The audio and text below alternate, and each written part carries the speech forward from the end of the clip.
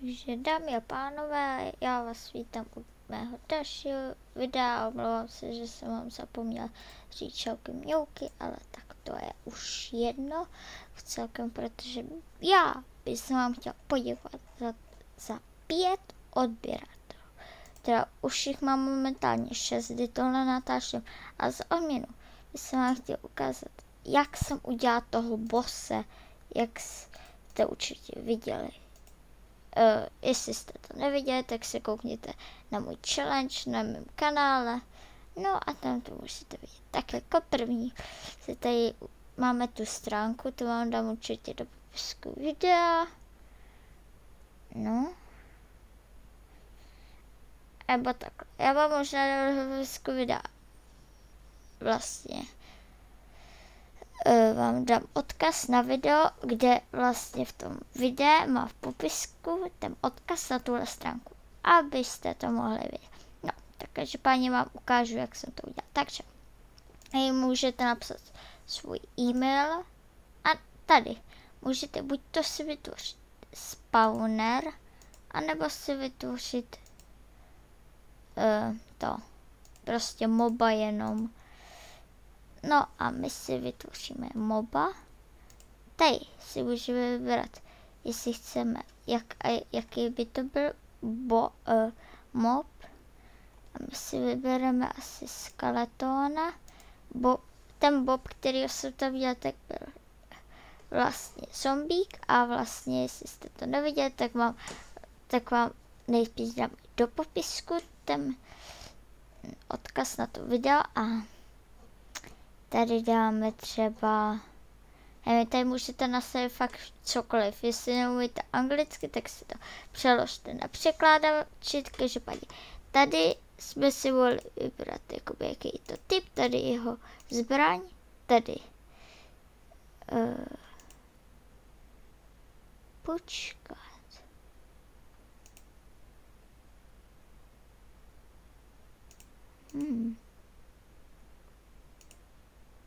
Jo, už to chápu.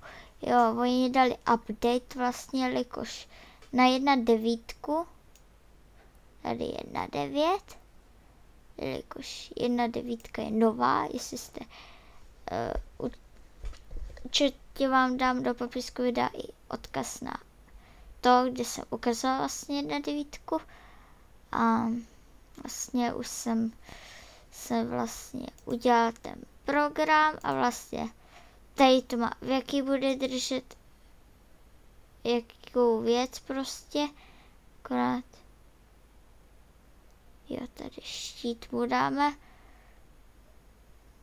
do ruky a do tyhle Diamond Sword a koukám, že to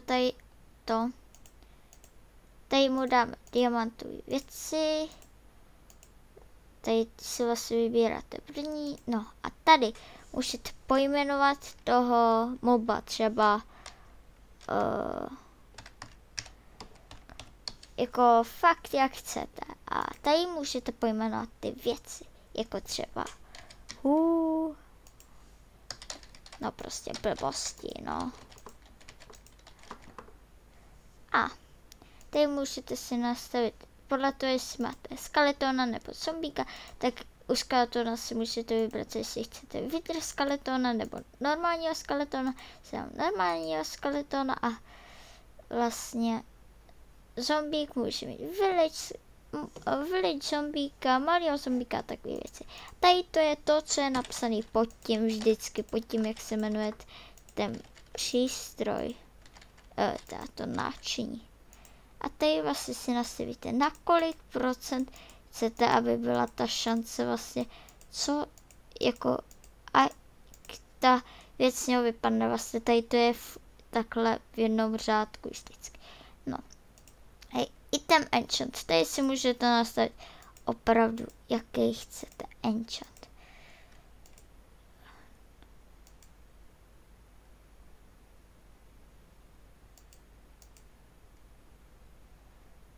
No prostě úplně všechno. Já se tím nebudu zdržovat a tady můžeme dát třeba strange mu dáme A potom tady souřadnice, jak se spawn a tady kolik životů, tak třeba 100. Speed, tady třeba tohle a 100 damage, no a takovéhle věci. A pak jenom ještě tady ty věci. A pak už jenom stačí kliknout na tohle a máte tady příkaz. Tento příkaz si skopírujete, dáte Minecraft, omlouvám se, edit, jo, je na 9.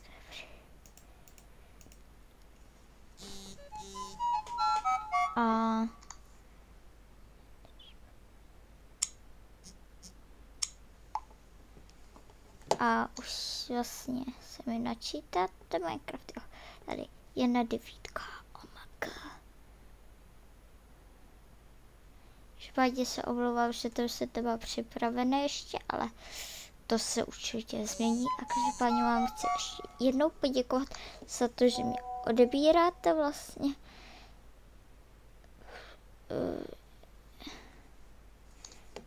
No a já jsem teda rád. Teď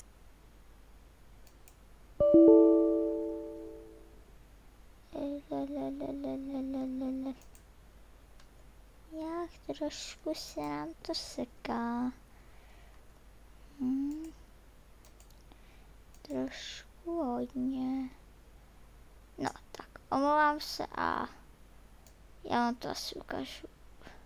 Vlastně to si jenom vložíte pak do toho command bloku pomocí Ctrl a B, nebo no Ctrl a B, jestli to tady říkám dobře, a vlastně pak se na to vloží, dáte dán něco redstoneového, třeba redstone, pressure plate, a pak když na něj šlápnete, tak se to vlastně spawne tento mob, no a budete mít vlastně takovýhle moba. A já se s vámi asi pro tento díl loučím a určitě nebojte se, že nebude žádný díl bez webkamery, určitě začnu taky natáčet. No a teď vlastně se s vámi budu loučit. Dejte like, odběr, sdílet můžete dát komentář a prostě co chcete. A budu vám vděčný úplně za všechno. Takže já se s váma loučím a čau.